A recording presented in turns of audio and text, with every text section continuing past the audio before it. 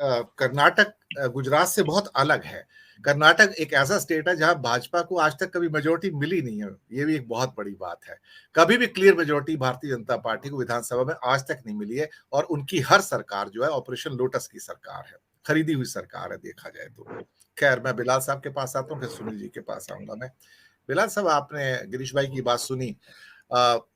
गुजरात के माइंडसेट में जो, वो तो उनकी लैब है, एक्चुअली पॉलिटिकल लैब है, उनकी सोशल लैब है।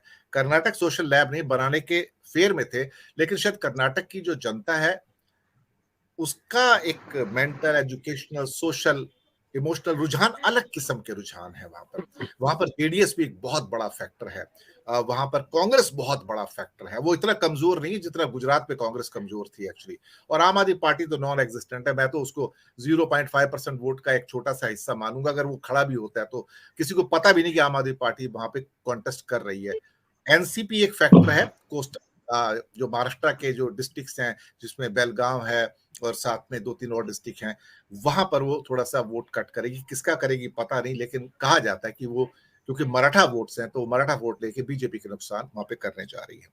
आप कर्नाटक में उभरती हुई परिस्थिति को किस रूप में देखते हैं? बिलाल सब्जवारी साहब, आपकी टिप्पणी।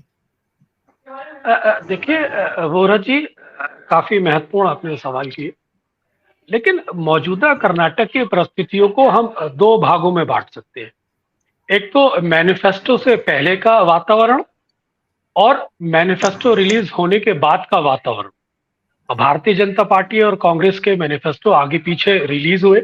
मैनिफेस्टो से जो पहले की परिस्थिति थी, उसमें अवधारणा, जब परसेप्शन ऐसा महसूस हो रहा था कि चुनाव कांग्रेस के नियंत्रण में है, और जितने भी सर्वे थे या सीएसडीएस का जो ट्रैकर था, वो निरंतर ये इंडिकेट कर रहा था कि कांग्रेस ने इस चुनाव के अंदर वोट प्रतिशत के एतबार से सभी सवालों को सामने रखते हुए एक एज मेंटेन की हुई है, और वो एज आज भी मेंटेन है।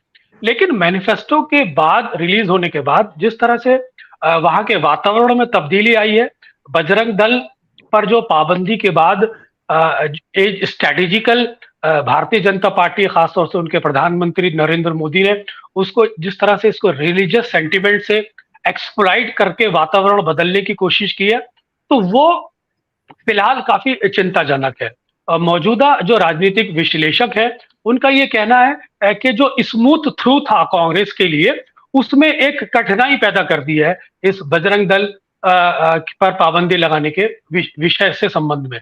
क्योंकि अभी तक जो चुनाव हो रहा था, मैनिफेस्टो से पहले जो वातावरण था, वो कांग्रेस की पिच पर हो रहा था। लेकिन बजरंग दल पर जो पाबंदी की बात जो कांग्रेस के मैनिफेस्टो में आई है, और खासतौर से पीएफआई के परिप्रेक्ष्य में आई है, उसको कांग्रेस के पास अभी उतना टाइमिंग नहीं है कि वो उससे संबंधित नैरेटिव को सेट कर पाए। भारतीय जनता पार्टी की एक सुटेबल पिच होती है धर्म की राजनीति और सांप्रदायिक राजनीति को धर्म से जोड़ना, और धर्म की राजनीति को राष्ट्रवाद से जोड़ना। वो उनका एक ट्रैक है, उनका एक वेल नोन थॉट है, जिसमें वो एक्सपर्टी हासिल कर चुके हैं।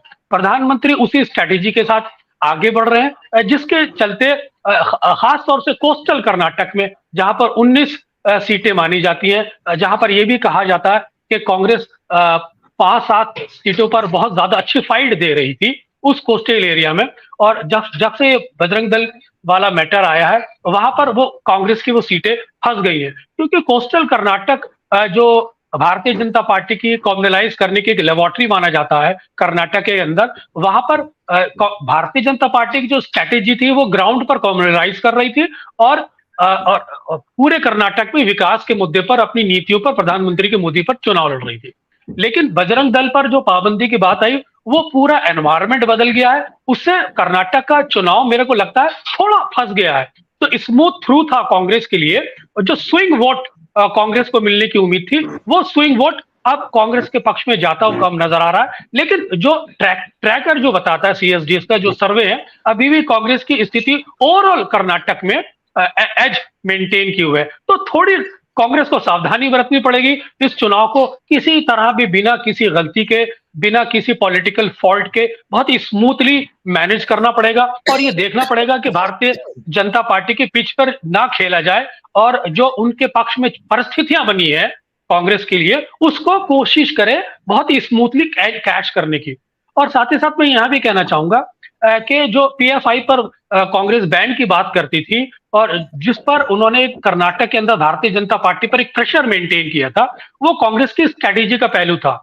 और सिद्धारमैया से कुछ लोगों की बात हुई है टॉप लीडरशिप की, और जिन्होंने मेरे को ये कम्युनिकेट किया कि सिद्धारमैया भी वहां पर इस बात को लेकर थोड़ा सा खुश नहीं है कि ये जो पाबंदी की बात थी ये हम चुनाव के बाद भी कर सकते थे, ये टेक्निकल फॉल्ट है जिसको कांग्रेस काफी शिद्दत से महसूस कर रही है, लेकिन काउंटर करने की कोशिश कर रही है प्रियंका गांधी की वजह से। वो फॉलो अप करा रही है प्रधानमंत्री की सारी रैलियों को ताकि वो न्यूट्रलाइज हो जाए। तो कांग्रेस को थोड़ा सा कोशिश करनी चाहिए कि भारतीय जनता पार्टी की पिच पे ना जाए चुनाव, वो विकास के मुद्दे पर है, भारतीय जनता पार्टी के करप्शन के मुद्दे पर है, लॉ एंड ऑर्डर के मुद्दे पर है, और बसवराज बोम्मई की जो नाकामियां रही हैं 40% की, और जिस तरह से वहां रेजनमेंट है, उस मुद्दे पर अगर चुनाव लड़ेगी तो कांग्रेस के लिए अभी भी एज है। जी बिल्कुल। मैं आता हूँ सुनील जी।